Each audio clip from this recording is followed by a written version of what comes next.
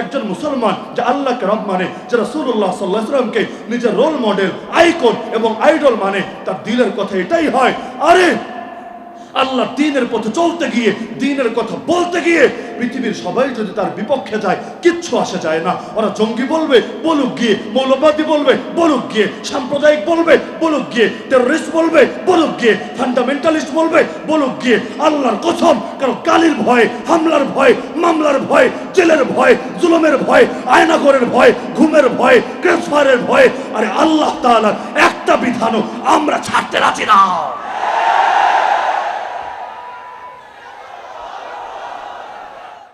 আলহামদুলিল্লাহ সুম্মা আলহামদুলিল্লাহ।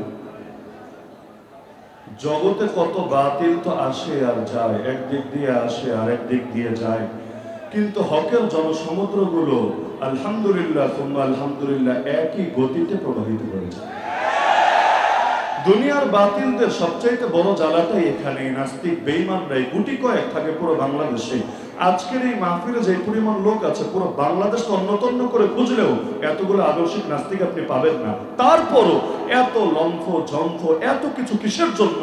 বড় একটা কারণ হলো এটাই, ওরা দেখে যে ওরা এত ফ্যাসিলিটিস দেওয়ার পরও লোক পায় না। আর ওলামায়ে কেরামের মহাব্বতে মানুষ ঘরে বসে থাকতে চায় না। তো যেভাবে ওলামায়ে কেরামের ডাকে মানুষ রাজপথে নেমে আসে মাহফিল শোনার জন্য, আন্দোলন করার জন্য, এভাবে যদি ওলামায়ে কেরাম কখনো চূড়ান্ত ডাক দিয়ে দেয়, আরে আল্লাহর জমিন, আল্লাহর দ্বীনকে বিজয়ী করে আর বাতিলের তখ্তের মধ্যে আগুন লাগিয়ে তবেই তো তারা ঘরে ফিরবে।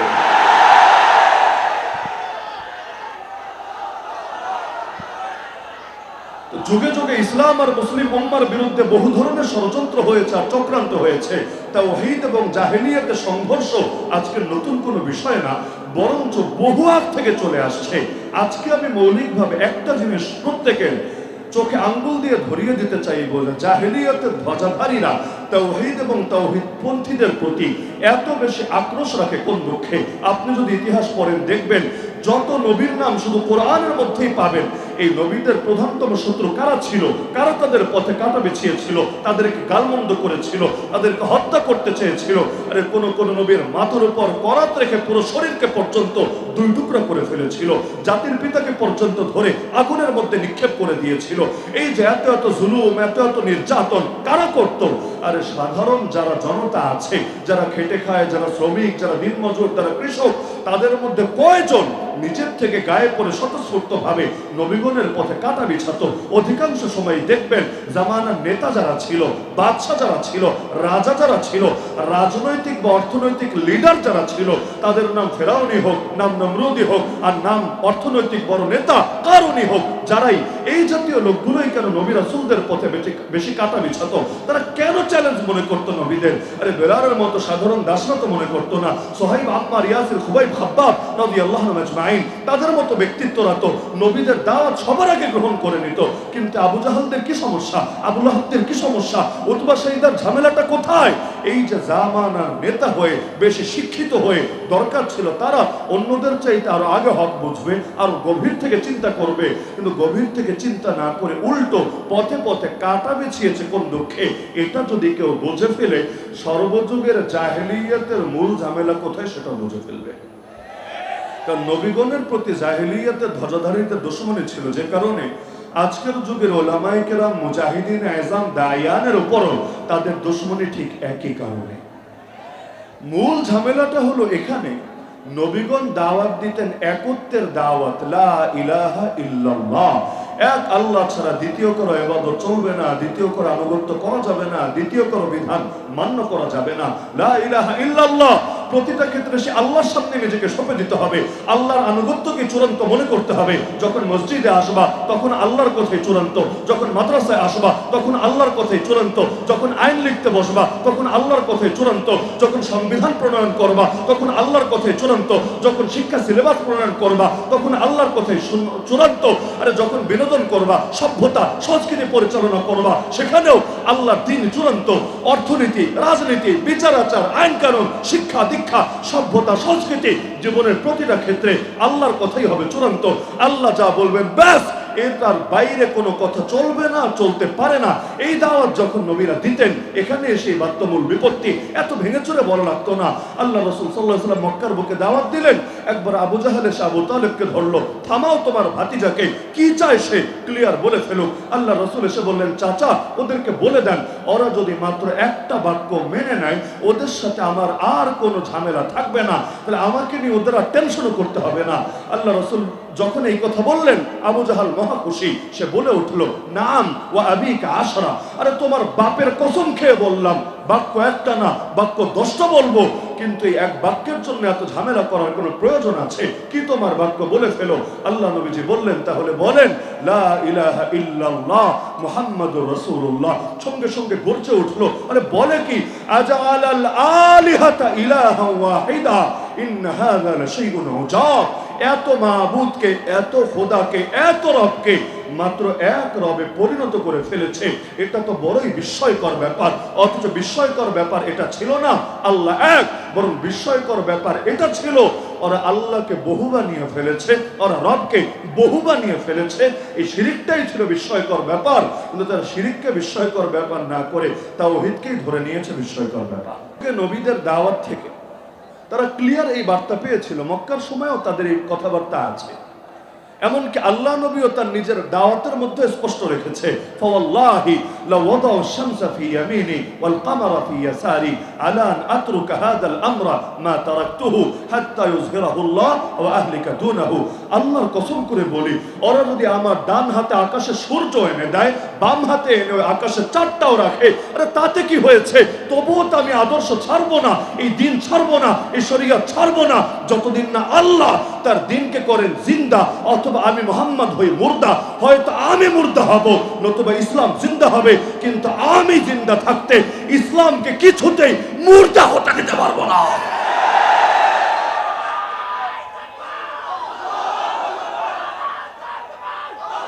আল্লাহর রাসূলের এই কথার সাধারণ মর্মই তো এটা দাঁড়ায়, হয়তো শরিয়াত নয়তো শাহাদাত, হয়তো নসিবে শাহাদাত আসবে, না হলে আমি যদি জিন্দা থাকি জমিনের বুকে ইসলামও জিন্দা হবেই হবে। এটা তো মক্কার যুগের কথা। আল্লাহ রাসূল মদিনায় গিয়ে বলছেন এমন না, মক্কার যুগে যখন তার বাহিনী নাই, যখন তার রাষ্ট্র ক্ষমতা নাই, যখন তার পলিটিক্যাল পাওয়ার নাই, এমনকি যখন তার 1000 জন অনুসারীও নাই, মাত্র 1000 জন অনুসারীও নাই, ওই সময় তিনি স্বপ্ন দেখছেন ইসলাম জিন্দা হবে, না হলে তিনি মুর্দা হবেন। কেন? আল্লাহ তো তাকে পাঠিয়েছেন ইসলামকে বিজয়ী করার জন্য।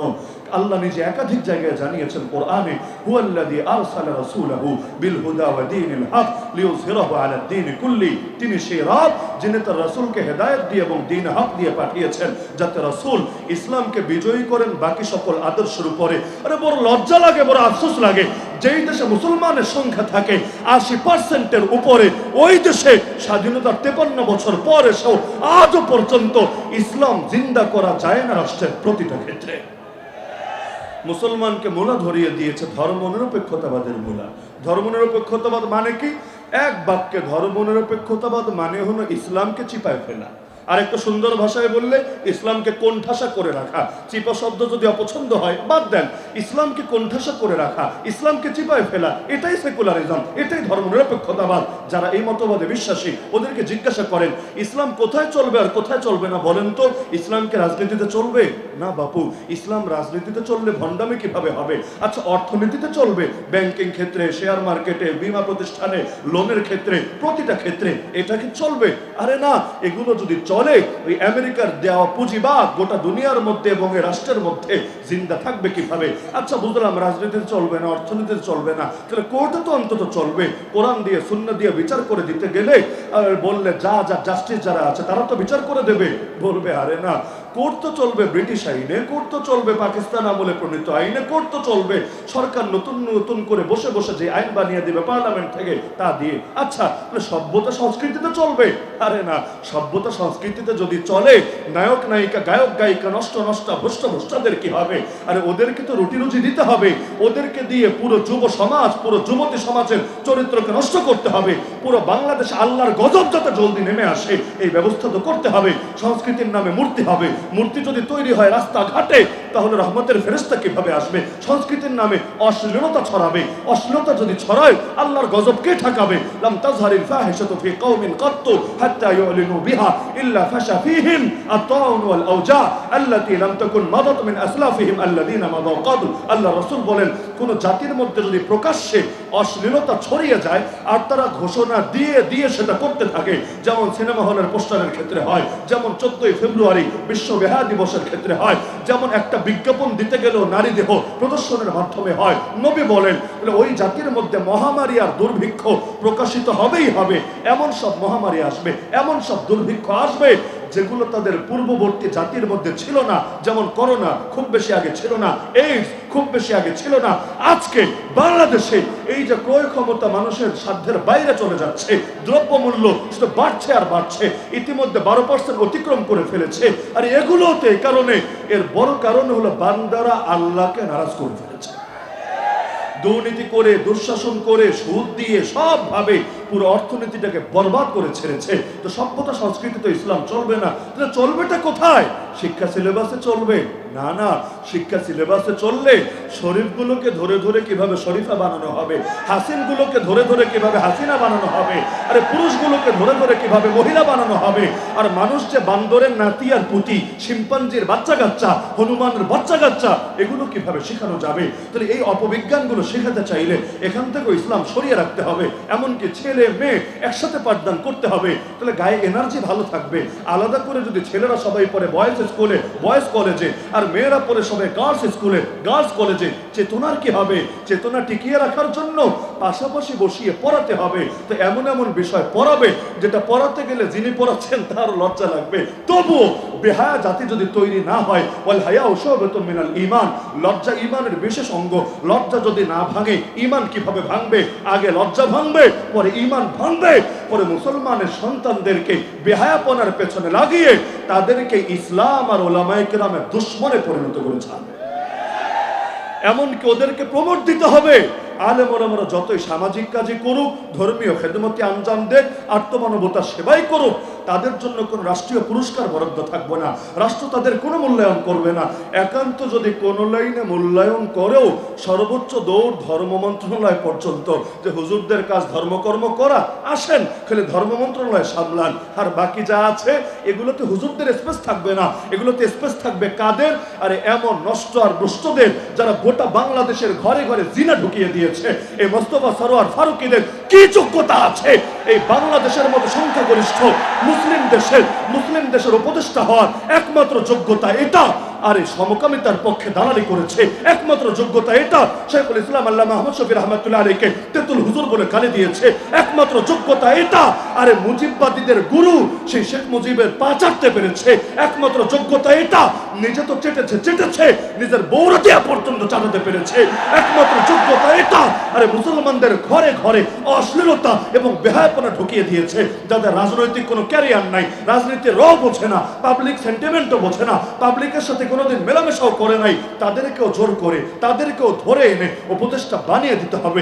এমনকি যেই সরকারের নিজেরই সাংবিধানিক কোনো ভিত্তি নাই, কোনো ভিত্তি নাই, যেই সরকারের একমাত্র ভিত্তির নাম হলো গণ অভ্যুত্থান, তো যেই পাগল নিজেই গণ অভ্যুত্থানের চেতনা ধারণ করে না, যেই পাগল নিজেই গণ অভ্যুত্থানের স্পিরিট লালন করে না, আরে যার এই আন্দোলনের জন্য কোনো রক্ত নাই, কোনো সংগ্রাম নাই, কোনো কোরবানি নাই, তার মতো লোকের নিয়ে উপদেষ্টা বানাতে হবে।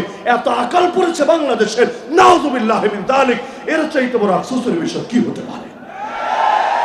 এদেরকে ধরে ধরে বসায় দেখেই তো আমাদের আহত ভাইয়েরা শহীদ হয়, তবুও তার জানাজায় উপস্থিত হওয়ার টাইম পায় না। এমনকি যে আহত শহীদ হয়েছে মাত্র 2-4 দিন আগে, কি হয়েছে? অপারেশন একটা করিয়েছে, সরকার তো টাকা দেয় না, ভালো মেডিকেলও ভালো সার্ভিস দেয় না, এমন একটা অপারেশন করিয়েছে, মাথায় গুলি ঢুকেছিল, গুলি তো বের করেছে, কিন্তু পরে পচন ধরেছে, পচন, পরবর্তীতে এই পচনেই তার মৃত্যু হয়েছে। এই মৃত্যুর দায় কার? আর এই মৃত্যু সবচাইতে বড় দায়িত্ব এই সরকারের। কেন? কারণ যারা বিপ্লবীদের মূল্যায়ন করতে জানে না, ওদেরকে বিপ্লবীদের সরকার হতে কে বলেছে? যদি মূল্যায়ন করতে জানতোই। মজার একটা ব্যাপার হলো 1971 থেকে 2024, সময় তো খুব একটা কম না, কত সরকার এলো আর গেল।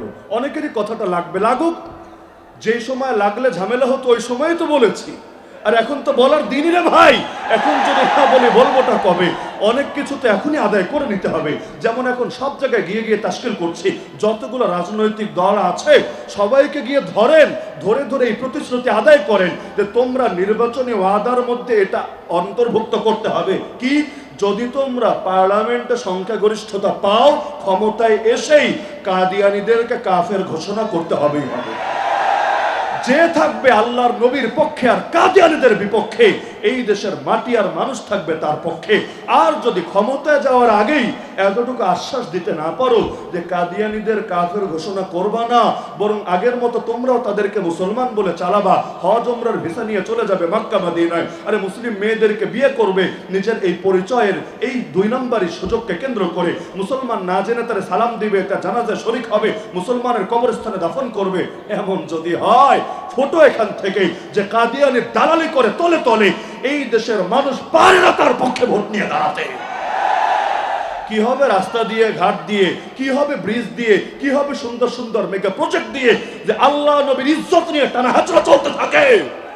আরে নবীর ইজ্জত রাস্তার চাইতেও দামি, নবীর ইজ্জত ব্রিজের চাইতেও দামি, নবীর ইজ্জত পদ্মা সেতুর চাইতেও দামি, নবীর ইজ্জত গোটা বাংলাদেশের চাইতে দামি, নবীর ইজ্জত গোটা দুনিয়ার চাইতে দামি। আমরা নবীর ইজ্জত হেফাজতের জন্য প্রয়োজনে গোটা দুনিয়ার সঙ্গে লড়তে জানি, তো দুনিয়ার সামান্য ভোগ বিলাস পেয়ে আল্লাহ নবীর ইজ্জতের বেলায় কোন ধরনের ত্রুটি করতে জানি না।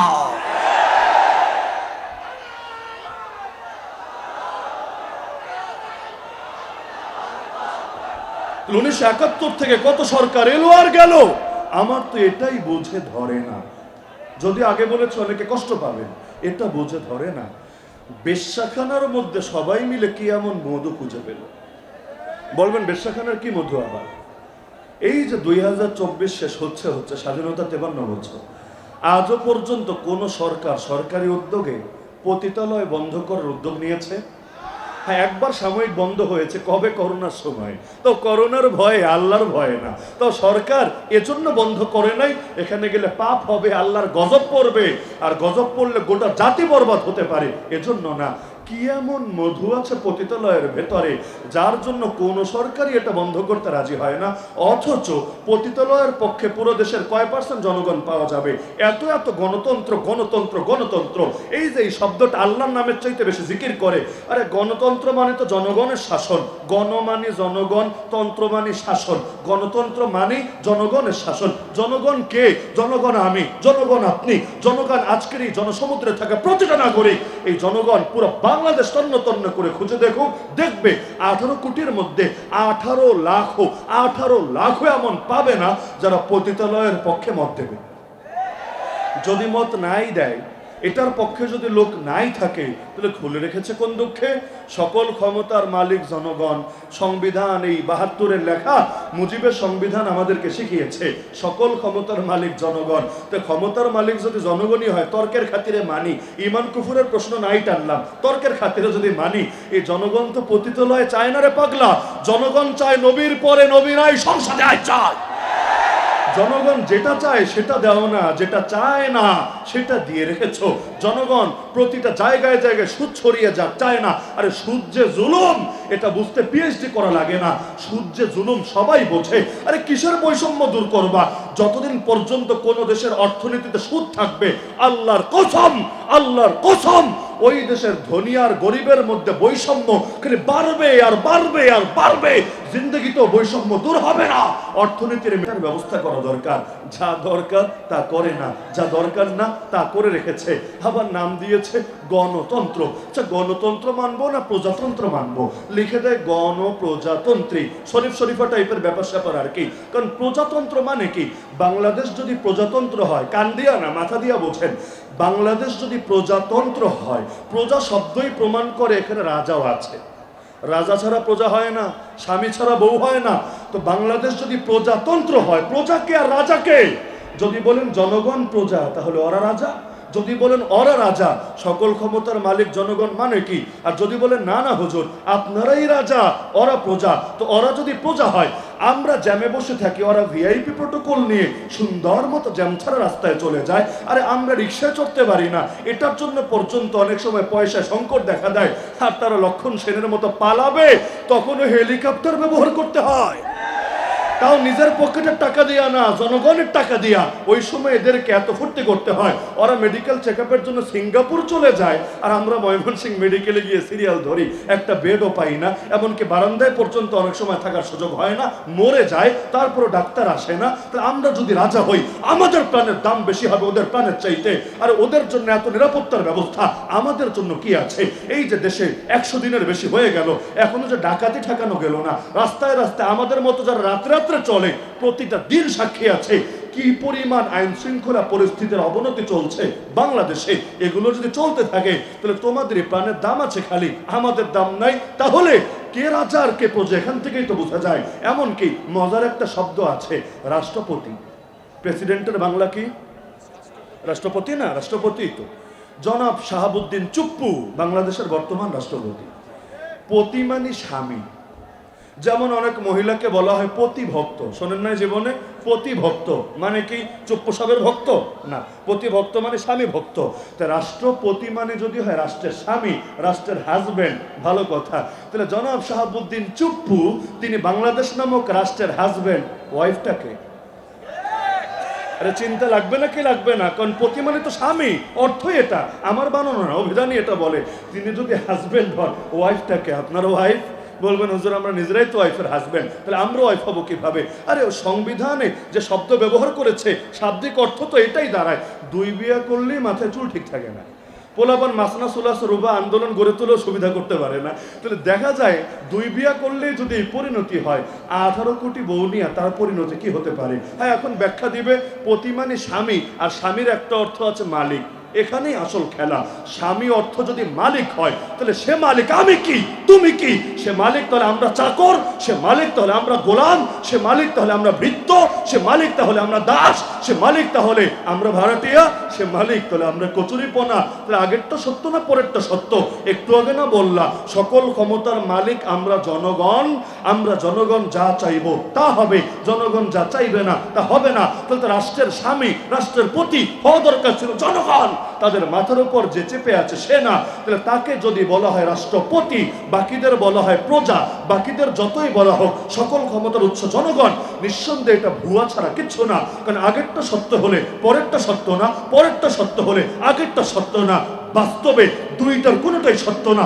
এজন্য যতই বলো গণতন্ত্র, মাথায় গেঁথে রাখেন পুরোটাই হলো ভুয়াতন্ত্র, ভুয়াতন্ত্র। কখনো চলে শুধু ভুয়াতন্ত্র, তাও ভালো, কিন্তু কখনো নামে গণতন্ত্র আসলে দিল্লিতন্ত্র, নামে গণতন্ত্র আসলে ওয়াশিংটন তন্ত্র, নামে গণতন্ত্র আসলে ইসরায়েল তন্ত্র। কারণ ওদের তন্ত্র যে চলে পদে পদেই তো বুঝে আসে। আমাদেরকে কথা একটু এদিক সেদিক হলেই জঙ্গি ট্যাগ, উগ্রবাদী ট্যাগ, মৌলবাদী ট্যাগ, সাম্প্রদায়িক ট্যাগ লাগিয়ে দেয়। এই যে ইসরায়েলের ইহুদিরা ধর্মের নামে মানুষ মারছে 70 বছরের বেশি সময় ধরে, আমাদের ধর্মীয় স্থাপনা প্রথম কেবলা মসজিদ আকসা দখল করে রেখেছে জোরপূর্বক ভাবে। এমনকি মাসখানেক আগে সেখানে ইবাদত শুরু করেছে, এমন সংবাদ মিডিয়ার মধ্যে উঠে এসেছে। তো ধর্মের নামে এত রেপ করার পর, এত কিলিং করার পর, এত রক্তের বন্যা বয়ে দেওয়ার পরও ওদেরকে জঙ্গি বলা হচ্ছে না কোন দুঃখে? আরে বিজেপি, আরএসএস, এই নরেন্দ্র মোদী, এই অমিত শাহ, ওদের হাত কি পরিমাণ মুসলমানের রক্তে রঞ্জিত হয়ে আছে, এত পরিমাণ রক্ত ওরা ঝরিয়েছে হিন্দুত্ববাদের নামে। ওদের রাজনীতির মূল উপজীব্যই ধর্ম, মূল উপজীব্যই হিন্দুত্ববাদ। তো যদি ধর্মের নামে মানুষ মারলেই, ধর্মের নামে মানুষ মারলেই জঙ্গি বলা হয়, তাহলে বাংলাদেশের যে হুজুররা জীবনে কোনোদিন মানুষের গায়ে চড় মারে নাই, তারে কেন জঙ্গি বলা হয়? আর নরেন্দ্র মোদীর মতো জঙ্গিদের লিডারকে কেন জঙ্গি না বলে গণতন্ত্রের সেবক বলা হয়?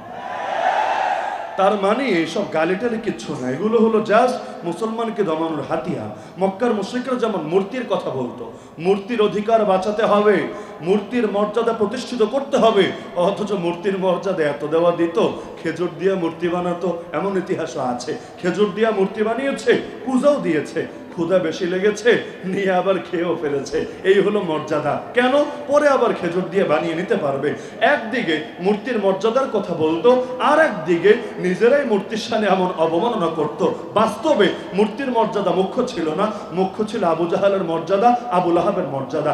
আমাদেরকেও যখন জেল থেকে ছেড়ে দেয়, জেল থেকে ছাড়ার সময় শুধু আমি না, আমরা 2021 সালে গণগ্রেফতারিতে যারাই বন্দী হয়েছি, কমন একটা কথা, জেল গেট থেকেই গোয়েন্দা বিভাগের কর্মকর্তারা, এতকাল বলি নাই বলেই ফেলি, গোয়েন্দা বিভাগের কর্মকর্তারা সবাইকে বলে দিত সরকার বিরোধী কোনো কথা আর বলবেন না। আমি জিজ্ঞাসা করেছিলাম শব্দটা কি সরকার বিরোধী না রাষ্ট্র বিরোধী? ক্লিয়ার হওয়া দরকার, কারণ সরকার ভিন্ন জিনিস, রাষ্ট্র ভিন্ন জিনিস। রাষ্ট্র তো পরিবর্তন হয় না, সরকার তো পরিবর্তনশীল। তো রাষ্ট্র বিরোধী কথা বলবেন না লজিকে ধরে, সরকার বিরোধী কথা বলবেন না মানেটা কি? তাহলে এটা আবার বহুদলীয় গণতন্ত্র হয় কিভাবে? কিন্তু এমন একটা বাস্তব অবস্থা করে ফেলেছে, যে রাষ্ট্র সেই সরকার, যে সরকার সেই রাষ্ট্র, মানে তাদেরকে নিয়ে কিচ্ছু বলা যাবে না, নাহলে বড় বেয়াদবি হবে, বড় গোস্তাখি হবে।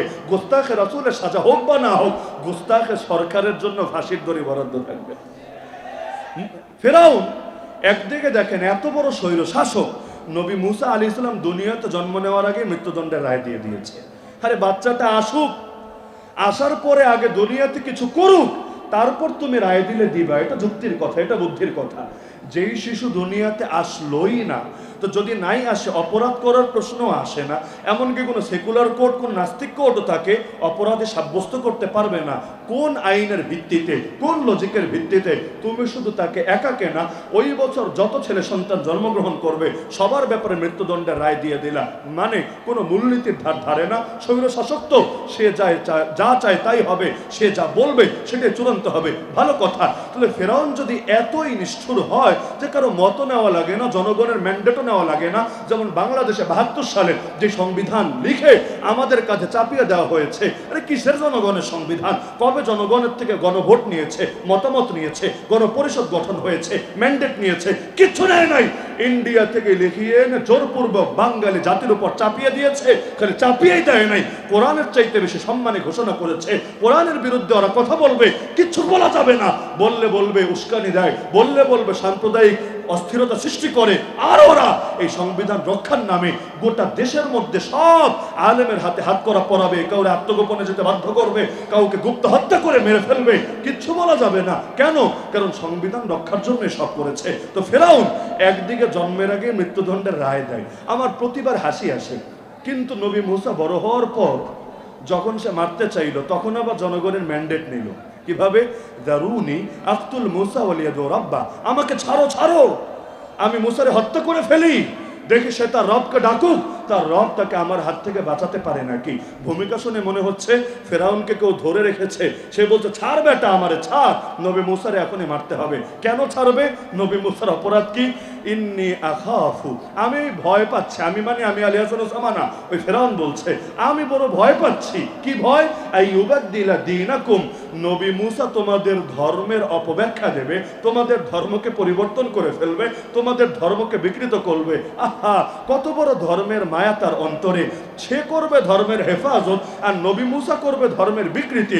ধর্মকে অপব্যাখ্যার হাত থেকে বাঁচাতে ফেরাউন এবার উদ্যোগ নিচ্ছে, ওয়ার এগেইনস্ট টেররের ঘোষণা দিচ্ছে। দ্বিতীয় অপরাধ আইয়ুযহিরা ফিল আরদিল ফাসাদ, আমি ভয় পাই নবী মুসা পৃথিবীতে জঙ্গিবাদ ছড়াবে। আজকের যুগের মতো কথা। ১ নম্বর অপরাধ নবী মুসার, তিনি ধর্মের অপব্যাখ্যা দেবেন। ২ নম্বর অপরাধ, তিনি জঙ্গিবাদ ছড়াবেন। তো জঙ্গিবাদ থেকে দেশকে কে বাঁচাবে? মাননীয় ফেরাউন মহোদয়। জঙ্গিবাদের বিরুদ্ধে কে লড়াই করবে? ওয়ার এগেইনস্ট টেরর কে পরিচালনা করবে? মাননীয় ফেরাউন মহোদয়। মজার ব্যাপারটা এখানে, যেই যুক্তি দিয়ে ওই যুগে ফেরাউন নবী মুসার রক্তকে হালাল করতে চেয়েছে, একই যুক্তি দিয়ে আজকের আমেরিকা, আজকের ইসরায়েল, আজকের দুনিয়ার তাগুতি শক্তি মুসলমানদের রক্তকে হালাল করে রেখেছে। আরে ফিলিস্তিনের এই যে মুসলমান যাদেরকে ৭০ বছর ধরে হত্যা করা হলো, এদেরকে কোন যুক্তিটা দিয়ে হত্যা করেছে? আজকে আমেরিকা মানবাধিকারের কথা বলে, ঢাকার বুকেও তারা মানবাধিকার কমিশনের কার্যালয় খুলতে চায়। আগে ওরা বলুক তো, ইরাকের যে লক্ষাধিক শিশুকে হত্যা করেছে ওদের মানবাধিকার কোথায়? আরে মালালা ইউসুফজাই যদি মানব হয়, তাকে নিয়ে যদি তোমরা নোবেল দিতে পারো, ডক্টর আফিয়া সিদ্দিকাও একটা মেয়ে, নারী হিসাবে তার অধিকার কোথায়? মানুষ হিসাবে তার মানবাধিকার কোথায়? এই যে আরাকানের রোহিঙ্গারা আজও ফিরে যেতে পারছে না দেশে। কাশ্মীর সমস্যা সমাধান একেবারে পানি ভাত, ইচ্ছাকৃতভাবে সমস্যাটাকে যুগের পর যুগ ধরে জিয়ে রেখেছে। আরো সারা দুনিয়ার বুকে এই যে মুসলমানের রক্তে গোটা দুনিয়া ভেসে যাচ্ছে। ইয়ামান আর সিরিয়ার শিশুদেরকে দেখুন, দেখলে চোখের পানি ধরে রাখা যায় না। মালিয়ার সোমালিয়ার কালা কালা মুসলমান, এদেরকে পর্যন্ত নির্যাতন করতে ছাড়ে না। ওরা কি মানব না? ওদেরকে অধিকার থাকতে হয় না নাকি? সব অধিকার শুধু সাদা চামড়ার লোকদের থাকতে হয়? সব অধিকার শুধু নাস্তিক আর খ্রিস্টান আর ইহুদিদের থাকতে হয়? সব অধিকার শুধু তোমাদের দালালি যারা করবে, যারা পা চাটবে, তাদেরই শুধু থাকতে হয়? রাশিয়া ইউক্রেনে হামলা চালালে ঠিকই ইউক্রেনের পাশে দাঁড়ায়। কেন? ইউক্রেন মাজলুম। তো ইসরায়েল যখন ফিলিস্তিন হামলা চালায় তখন কেন ফিলিস্তিনের পাশে দাঁড়াস না? ফিলিস্তিনিরা কি মাজলুম না? আরে তাদেরকে বেঁচে থাকার অধিকার নাই? তাদের রক্তের কি দাম নাই? তাদের মা বোনদের ইজ্জতের কি দাম নাই? আমাদেরকে প্রথম কেবলা ফিরে পাওয়ার কোনো অধিকার নাই? বাস্তবে ওরা কখনো মানুষের অধিকার নিয়ে কাজ করে না। ওরা কাজ করে নিজেদের ধান্দা নিয়ে, ওরা কাজ করে নিজেদের সাম্রাজ্য নিয়ে। আর এর জন্য সবচাইতে বড় চ্যালেঞ্জ মনে করে মুসলমানকে। আরে করুক গিয়ে, ওরা পক্ষে থাকলেই কি, ওরা বিপক্ষে গেলেই কি?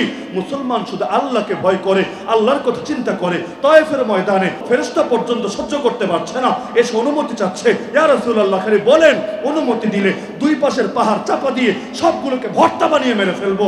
নবী তখন আল্লাহকে বলছিলেন, আল্লাহ আল্লাহ, ইল্লাম ইয়াকুন বিকা গাদাবুন আলাইয়া ফালা উবালি, আমার উপর যদি আপনার রাগ না থাকে, আমার কোনো কিছুতে কোনো পরোয়া নাই। কে মারলো, কে ধরলো, কে বলে দিল, কে গালি দিল, কে ফুল দিল, কে পাথর ছুড়লো, কোনো কিছুতে কোনো পরোয়া নাই। আমার তো শুধু ভয় এটা, না জানি আপনি নারাজ হয়ে যান আমার উপর।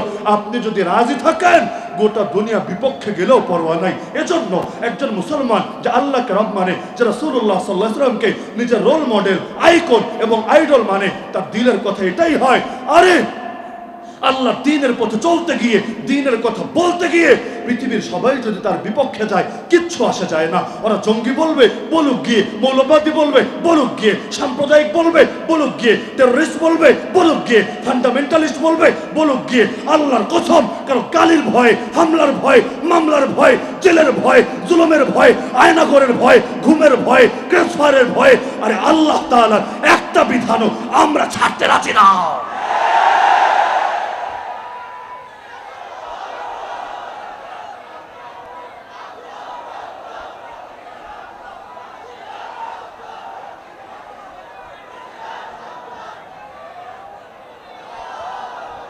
আল্লাহর পথের পথিকদেরকে এই দুনিয়া কবে ভালো বলেছে? আমার নবীকে গণক বলেছে, জ্যোতিষী বলেছে, জাদুঘর বলেছে, কবি বলেছে। খালি নবী বলতে পারে নাই, বাকি সব গালি দিয়ে ছেড়েছে। এই যে নবীদের সামনে এত বেয়াদবি করলো, আল্লাহর কসম, আমি যত বড় ব্যক্তি হই না কেন, আমার গাল তো নবীর গালের চাইতে বেশি দামি না। নবীর গালে চর মারা হয়েছে। আমার চেহারা নবীর চেহারার চাইতে বেশি দামি না। নবীর চেহারায় থুতু ছোড়া হয়েছে। আমার গলা নবীর গলার চাইতে বেশি দামি না। নবী যে নামাজে দাঁড়ালে গলায় চাদর পেঁচিয়ে শ্বাসরুদ্ধ করে হত্যা করার চেষ্টা করা হয়েছে। আমার পেট নবীর পেটের চাইতে বেশি দামি না। মাসের পর মাসকেও নবীকে ক্ষুধার যন্ত্রণায় কষ্ট করতে হয়েছে। জিহাদের ময়দানে পর্যন্ত পেটের মধ্যে ক্ষুধার জ্বালায় পাথর বাঁধতে বাধ্য হয়েছে। আর আমার নবীর জীবনের চাইতে আমাদের জীবন বেশি দামি না। আমার নবীকে বিষ খাওয়ানো হয়েছে, জাদু করা হয়েছে, হত্যা করার জন্য সর্বাত্মক চেষ্টা করা হয়েছে। তার ঘরকে পর্যন্ত ঘেরাও করে ফেলা হয়েছে। খালি বের হোক সকালে, ধরে তাকে জানে মেরে ফেলবে। আরে আমার দেশের চাইতে নবীর দেশ অনেক বেশি দামি। আমার দেশ কখনো নবীর দেশের চাইতে বেশি দামি না। কিন্তু সেই নবীকে পর্যন্ত সেই মক্কা থেকে, জন্মভূমি থেকে, যেখানে আল্লাহর ঘর আছে, যেখানে কাবা আছে, সেটা ছেড়ে পর্যন্ত যেতে বাধ্য করা হয়েছে। যাওয়ার সময় আমার নবী বারবার মাথা ঘুরিয়ে পিছনে তাকায়, কাবা থেকে চোখ সরাতে পারে না। আমার নবীর দুই চোখ বেয়ে পানি গড়িয়ে পড়তে থাকে।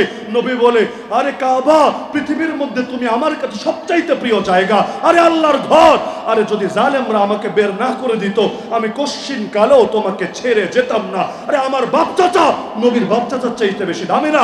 আল্লাহ নবীর আপন চাচার বুক চিরে কলিজা বের করে চিবিয়ে খাওয়া হয়েছে। তো নবীকেই যদি এত কষ্ট দিতে পারে, 9.5 বছরে 27টা যুদ্ধ নিজেকে করতে হয়েছে, আর 47টা ময়দানে বাহিনী পাঠাতে হয়েছে, এরপরও তিনি যদি হকের উপর অটল থাকতে পারেন, অবিচল থাকতে পারেন, অথচ তার জাহান্নামের কোনো ভয় নাই, কবরে আযাবের কোনো ভয় নাই, আল্লাহ এমনি মাফ করে দিয়েছেন, এমনি সর্বোচ্চ জান্নাত তাকে উপহার দিয়ে দিয়েছেন, তারপরও তিনি যদি এত কোরবানি দিতে পারেন, আমরা কেন পারবো না? আরে হকের কথা বলতে গিয়ে, হকের পথে চলতে গিয়ে আমাদেরও যদি বাপ চাচার চোখ থেকে পানি ঝরবে, আমাদের মায়ের কোল খালি হওয়া লাগে, হবে, আমাদের স্ত্রী বিধবা হওয়ার প্রয়োজন হয়, বিধবা হবে, আমার সন্তান এতিম হওয়া লাগে, এতিম হবে, কিন্তু আমরা জিন্দা থাকতে আল্লাহর দ্বীনের উপর কোনো আঘাত আসবে, এটা তো মেনে নিতে পারবো না।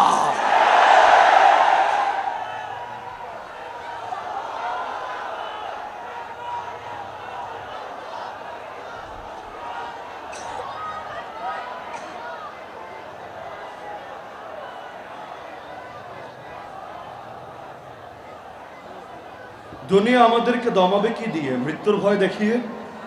যেটার ভয় দেখাবে মুসলমান তো সেটার জন্য উন্মুখ হয়ে থাকে। শাহাদাত হ্যায় মাতলুব ও মকসুদ ও মুমিন না মালে গনিমত না কিশোর কুশায়। মুসলমান তো মনে করে দুনিয়ার মধ্যে যেটাকে লোকে বিজয় বলে সেটা তো বিজয় আছেই। আল্লাহর জন্য যদি জান কোরবান করতে পারে সেটা তো বড় বিজয়, এর চাইতে বড় বিজয় কি আছে? এমন কি একটা কথা আছে, তুমি যদি কোনো মুজাহিদকে হাসাতে চাও তাকে মৃত্যুর ভয় দেখাও, হেসে ফেলবে। আর তুমি যদি তাকে কাঁদাতে চাও মাজলুম জনপদের গল্প শোনাও, সে কেঁদে ফেলবে।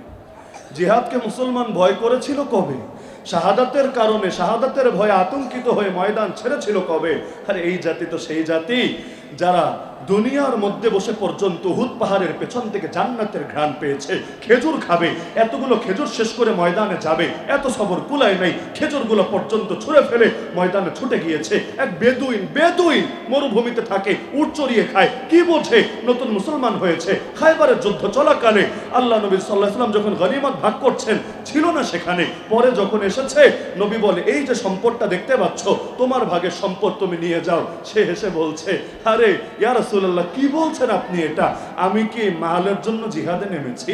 আমি কি মালের জন্য যুদ্ধের ময়দানে এসেছি? নবী বললেন, কি জন্য এসেছো? মালের জন্য তো কেউ আসে নাই, তোমাকে দেওয়া হচ্ছে, তাও নিবা না, তো কি জন্য এসেছো? বলল, ইয়া রাসূলুল্লাহ, এই যে আমার গলার ঠিক এই জায়গাটা না, এই জায়গায় জালেমের একটা তীর এসে ঢুকবে, আমি ছটফট করতে করতে শহীদ হব। আমি তো এজন্য এসেছি, কিয়ামতের দিন আল্লাহ আমাকে উসিলায় মাফ করে দিবে। আল্লাহ রাসূল সাল্লাল্লাহু আলাইহি ওয়াসাল্লাম তার সঙ্গে যখন এই কথা বলল, এর কিছুক্ষণ পরে আবার যুদ্ধ শুরু হলো। আল্লাহর বান্দা যুদ্ধে বেরিয়ে গেল। যুদ্ধ শেষে লাশ যখন সব একত্র করা হলো, দেখা গেল সে গলা ঠিক যেই জায়গা দেখিয়েছিল, এই জায়গা বরাবর তীর একটা ঢুকেই শহীদ হয়ে গিয়েছিল।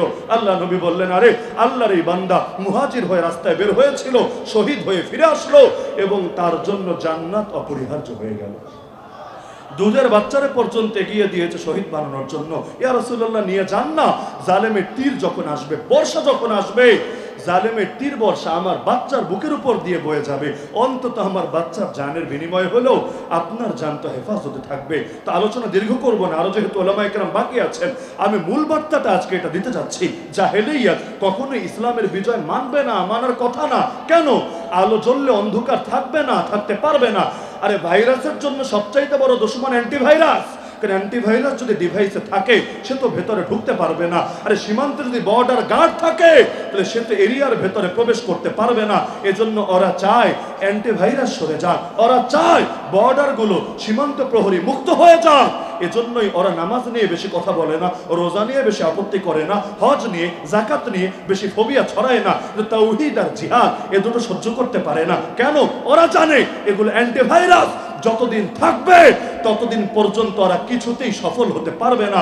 সুতরাং পৃথিবীর জালেমরা চাইবেই আমাদেরকে জিহাদ থেকে সরিয়ে দিতে, দিন কায়েমের পথ থেকে সরিয়ে দিতে। তো জান চলে গেলেও এই পথ কিছুতেই ছাড়া যাবে না। সংবিধান আগেরটা নাকি বাতিল করবে, নতুন লিখবে, লেখুক, কোনো আপত্তি নাই। কিন্তু এই বার্তাটা গেঁথে রাখেন মাথায়, যেই সংবিধানে ধর্মনিরপেক্ষতাবাদের মতো কুফরি থাকবে, যেই সংবিধানে আল্লাহর উপর পূর্ণ আস্থা ও বিশ্বাসকে মাইনাস করা হবে, যেই সংবিধানে সার্বভৌম ক্ষমতার মালিক আল্লাহকে ঘোষণা না করে বান্দাকে ঘোষণা করা হবে, যেই সংবিধানের মধ্যে ঈমান আর কুফরকে এক সমান বলে উপস্থাপন করা হবে, যে সংবিধানের মাধ্যমে ট্রান্সজেন্ডারদের মতো লানতপ্রাপ্ত সম্প্রদায়ের অধিকার দেওয়া হবে, যে সংবিধানের মাধ্যমে কাদিয়ানীদেরকে পর্যন্ত অধিকার নিশ্চিত করে তাদেরকে মুসলমান হিসাবে দেশের মধ্যে থাকতে দিবে, বসবাস করতে দিবে। আর সেই সংবিধান যত হাজারবার লেখা হোক, যত লাখবার লেখা হোক, ইন্ডিয়ায় বসেই লেখা হোক, আমেরিকায় বসেই লেখা হোক, আল্লাহর কসম ওই কুফর মিশ্রিত, শিরিক মিশ্রিত, জাহেলিয়াত মিশ্রিত সংবিধান কখনোই মুসলমানের সংবিধান হতে পারে না। মুসলমান বিপ্লবে বিশ্বাসী। বিপ্লব মানে কি? শুধু নেতার পরিবর্তনের নাম বিপ্লব না, সিস্টেম পরিবর্তনের নাম বিপ্লব। আগেরটাকে ধরে ধুমরে মুচড়ে ফেলে দিয়ে নতুন আরেকটাকে বসানো, এটার নাম বিপ্লব। তো সেই যদি আগের কুফর শিরিকে চলতে থাকে, শুধু একটু ঘষা মাজা করে উপস্থাপন করা হয়, এতে মুসলমানদের অন্তত খুশি হওয়ার কিছু নাই। সুতরাং জাহেলিয়াত তো চাইবেই ইসলামকে নিভিয়ে দিতে, ইসলামকে দমিয়ে দিতে। আপনারা দমে যাবেন? আপনারা নিভে যাবেন? গোটা জাতি, এই প্রজন্মের ইতিহাস লেখা হবে। পরবর্তী প্রজন্ম যারা আসবে হয়তো নাম শুনলে দিল থেকে শ্রদ্ধা বের হবে, নাম শুনলে গালি দিবে, থুতু ফেলবে যদি আমরা আপোষ করে বসি, যদি আমরা গাদ্দারি করে বসি। সুতরাং কে কি বললো, কে কি ভাবলো সেদিকে তাকিয়ে লাভ নাই। কালেমা নিয়ে হবে আমাদের পথ চলা। আল্লাহর জমিন, আল্লাহর দ্বীনের পতাকাকে সমুন্নত করা হবে আমাদের মূল লক্ষ্য। জাফর রাদিয়াল্লাহু আনহু নবীর দেওয়া পতাকা সমুন্নত রাখার জন্য 2 হাত হারিয়েছিলেন। আল্লাহ তাআলা তাকে জান্নাতে 2টো ডানা দিয়ে দিয়েছেন। সুতরাং এখন থেকে নিয়ত করেন, আমার জান ইসলামের জন্য কোরবান, আমার মাল ইসলামের জন্য কোরবান, আমার যা কিছু আছে সব ইসলামের জন্য কোরআন। জান্নাত নামক মূল্যের বিনিময়ে আমি আমার জান আর মাল নামক পণ্যকে আল্লাহর কাছে বিক্রি করে দিলাম। আরে যদি আমার প্রাণের ন্যূনতম দাম থাকে, আমার মালের ন্যূনতম দাম থাকে, আল্লাহ ক্রেতা হিসাবে আমার জান আর মাল কিনে নেবেন। কিন্তু যদি পচা হয়, পচা মাল কেউ কেনে না, মাগনা দিলেও নিতে চায় না। সুতরাং শাহাদাতের ডাক যদি না আসে চিন্তায় পড়বেন, পেরেশান হবেন, আফসোস করবেন, আল্লাহ কত ভাইকে কবুল করলা, আমাকে কেন কবুল করছো না? আমি কি এতই নষ্ট হয়ে গেলাম, এতই পচে গেলাম, এতই দুর্গন্ধযুক্ত হলাম? সুতরাং এখন থেকে যখন হিসাব করবেন, জান আল্লাহ, মাল আল্লাহ, সুতরাং ডাক আসতে দেরি হবে। হাইয়া আলাস সালাহ, হাইয়া আলাল ফালাহ শুনলে যেভাবে মসজিদের দিকে ছুটে আসেন, কে কোন দল, কে কোন সার্কেল, কে কোন মত, এদিকে তাকান না। হাইয়া আলাল জিহাদ, হাইয়া আলাল খিলাফা, হাইয়া আলাল শাহাদা, হাইয়া আলা ইকামাতিদ দ্বীন। ডাক দিতে দেরি, ময়দানে নামতে যেতে দেরি না হয়।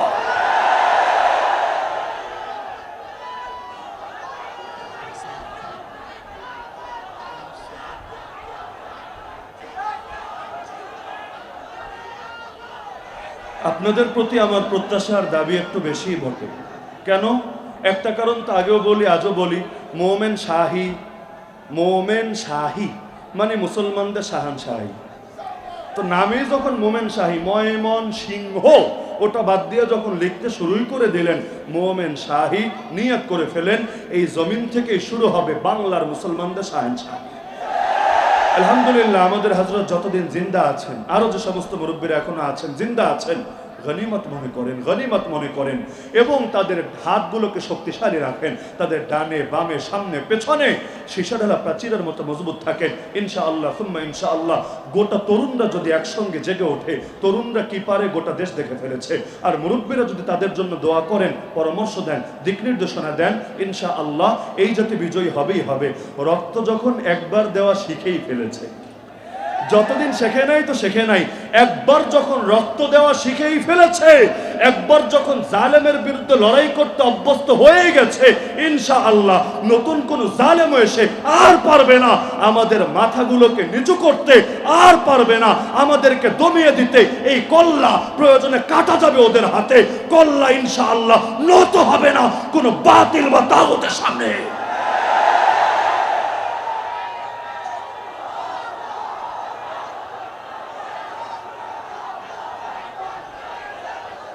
मेरी जिंदगी का मकसद तेरे दीन की सरफराजी, मैं इसीलिए मुसलमान, मैं इसीलिए नमाजी।